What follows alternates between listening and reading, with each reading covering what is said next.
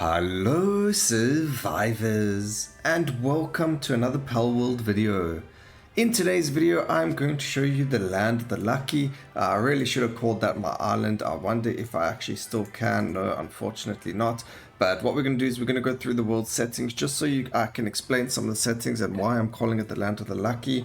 Well, as per the title and thumbnail, you are going to be seeing that we are only catching lucky pals for this playthrough. So it's going to be a very long playthrough. It's going to take us a really long time to get absolutely everything as lucky, and some of the pals I don't even believe we can get as lucky. But for our settings, we do have 2 capture rate, we have 3 times spawn rate. It does work a lot better with higher spawn rate. We've increased our damage done and reduced the damage we take because the spawn rate is much higher, and it just makes it that much easier. We want to have fun and not really have to stress about anything over there, so that's what we do.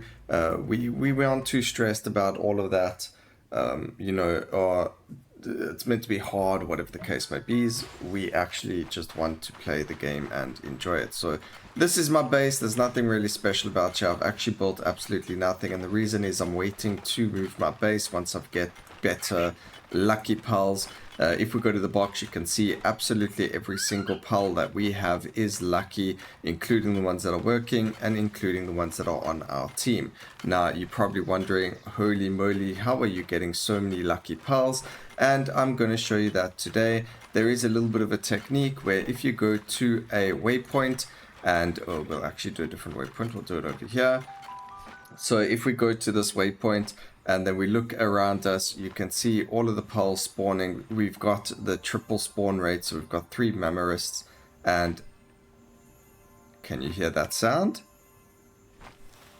We actually have a lucky on our very first spawn. So that's exactly what we've been doing. As you can see, as we spawn into the game, there is a lucky. Easy peasy lemon squeezy. We aren't even going to shoot it because then we might kill it, so we're just going to throw. I might have to remove Diadream from our party over there. She nearly just killed the thing. But there we go, we've got a Pengullet. He has lucky and Vanguard, so I mean that's even more lucky. But that's literally what we do. We didn't have a Pengullet, so we now got one of them, which is really nice for the base actually. We did, I think, well, I mean, we got quite a few waterings, so we probably didn't need that. But what we do is we go here, especially at night time, you're gonna go to that place, you're gonna go back to your base. Again, we just wait a little bit till you see like the lamb balls over there moving, which they are. So we know we're okay to move, so we're going to go and we're going to go TP back to the grassy highlands. And as you can see, once we get there, we load in pretty quickly as well. I just want to show you a little bit of a difference. We do have to just wait for everything to start moving, because once everything starts moving, only then will the shiny appear, or sorry, the lucky will then appear on the screen. So the animation and the sound and everything will not appear until you have everything moving on the screen. So you do have to just make sure that you do that. You give it a bit of time until everything's moving, run back to your base, and you can see how quickly we are able to load into the run and get everything going from there. Again, we go back. Oops, I keep pushing the wrong button. And there we go. So now it just depends on where you want to have your spawns or what you're looking to spawn. For me, I am trying to find more of the Diadreams because of their passive. So if we have a look at their passive, Daydream, while in team appears near the player, follows up with player attacks with magic bullet. Now it's got glutton, which I don't really like it having, so we are going to try and farm more of them, maybe condense it a bit, and then try and get some better skills going over there. Another thing that a friend and I have been doing is that when we're doing the technology tree, we've been unlocking everything in order. So you need to grab everything in order in able to get it. And the one thing that doesn't count is, let's say if you end up unlocking the Diadream's necklace, you have to go back to where it is to unlock it. So we've been unlocking absolutely everything in order. So now I unlocked Pengullet, which means my next 2 talent points I am going to be spending on the rocket launcher, whether or not I use it, or whatever the case may be. So that's what we've been doing as well, for like a little bit of a challenge for ourselves, and to make things a little bit harder. But another thing, there is places to go to get specific monsters. So like now we're looking for a flying lucky, so we're going to go to these waypoints over here. Again, there are 2 waypoints that are right next to each other, and we just sit over here looking over there. There's nothing that spawned this time, so we're just going to wait for everything to start moving around us, and we move to the next location, which is closest to it. The reason we do it close to us is it allows us to not unlock, it allows us to load a lot faster. So as a good example, what I'm going to do is I'm going to show you now, once these guys start moving. Come on, there we go. So sometimes it takes a bit long for them to walk, but as you can see, if we go here, I'm just going to go in between the 2 quite quickly, just to show you as an example. Oh, let's not actually go very quickly because we might miss a lucky.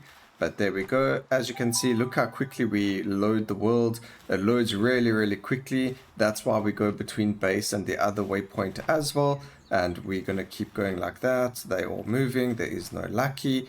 Sometimes when you're over here, luckies might be a little bit further. But like you heard with the Pengullet, you actually do hear them. So now as an example, I'm going to go from here all the way to the March Island Church Ruin, and as you can see, it takes a lot longer for the game to load. So you want to try and keep all of the loading points that you're going to be using quite close to each other, just so you are able to load a lot faster. And we did actually end up catching one Alcadir from this waypoint over here. As you can see, if we throw him out, look how huge this guy is. He is massive. He does allow us to ride on him. If I land up getting swift on the Alcadir, that would be fantastic. It will allow us to, be able to charge with his antler. One of the fastest kind of mounts as a floor mount, as long as he gets a ground mount, sorry. As long as he lands up getting swift, it will be really, really good. So from there, you could go to like Nature's Bridge. Again, it's going to be a quick load. There's quite a few little celeries over here. We've got some ribbonies, sorry. And then sometimes even you'll hear the sound and it'll be something on this side. And every time you TP, you cannot TP to the exact same location. You can't go now and go back to Nature's Bridge. They do not reset their spawns, so you aren't able to do that. You do have to keep going back and forth between the same the two waypoints to try and get the most out of it. But that's what we decided to do, and the reason we actually did this is because our original dedicated server landed up getting hacked, and I don't know why people are hacking in this game and ruining the experience for everyone else. It's really not cool. Don't do that, guys. No one likes it. There's really no point in doing that. It's just being a little bit swag and unfair to everyone else. But that is our the idea and how we're doing everything. Just listening out for some shinies. Unfortunately, there aren't any.